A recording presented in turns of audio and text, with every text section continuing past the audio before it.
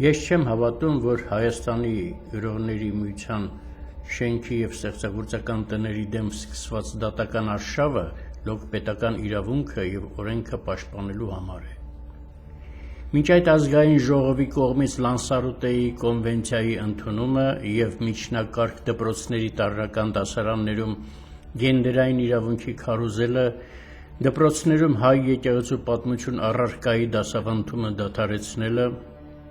թատրոնների փակելը, Կոմիտասի անվան կոնսերվատորիայի շենքի հետ կապված քաշքշուկը և նման ուրիշ գործողություններ հավաստիորեն ցուցադրում են ընդհանուր մի ծրագիր, որն անկասկած Արևմուտքում է կազմվել կամ թուրքական աշխարհում, կամ երկուսի մեջ միաժամանակ և այն նպատակ ունի ոչնչացնել մեր մշակույթը, ինչու խոսենք այդ մասին։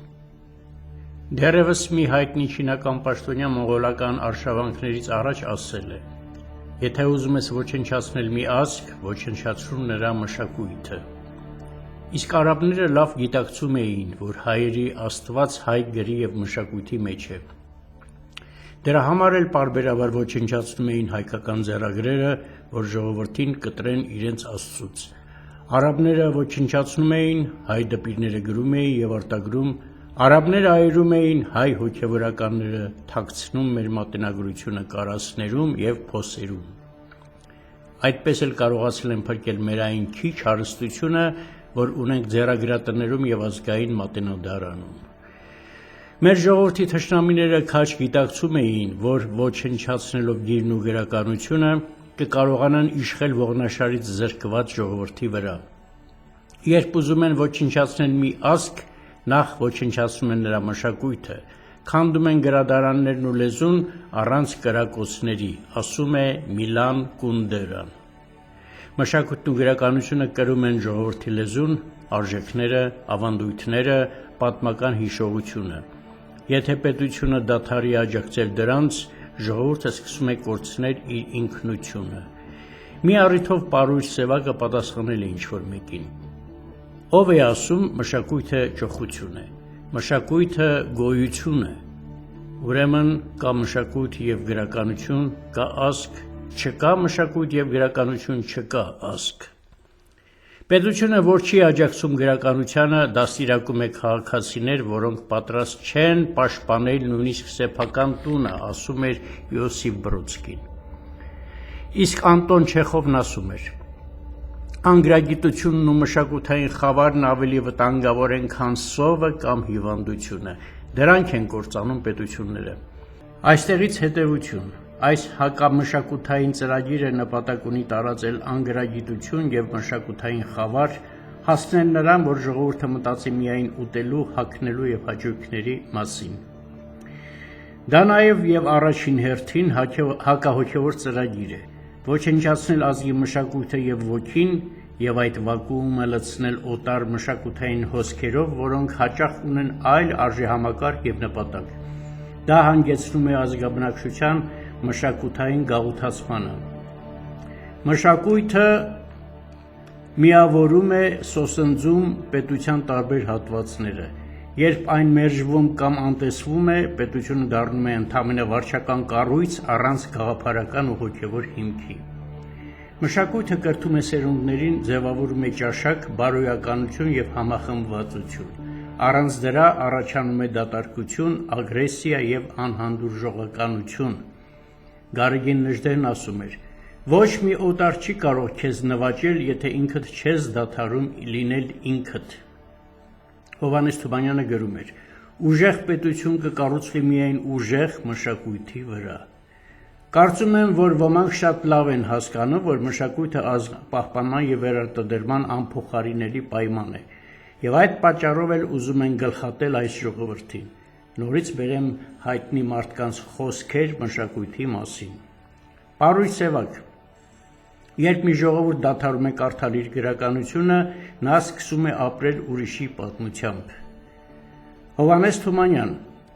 անմշակույթ ազգը նման է ծառի, որ արմատներ չունի, առաջին փոթորիկը նրան կփչացնի։ Սիլվա Կապուտիկյան. մշակույթը մեր դիմագիծն է աշխարհում, ով դեմքն է կորցնում, նրան դադարում են ճանաչել։ Հովհաննես Թումանյան. Որքան էլ լուրջ լինի պետությունը, եթե չունի գրականություն ու կրթություն, չի կարող իրական հոգի ունենալ։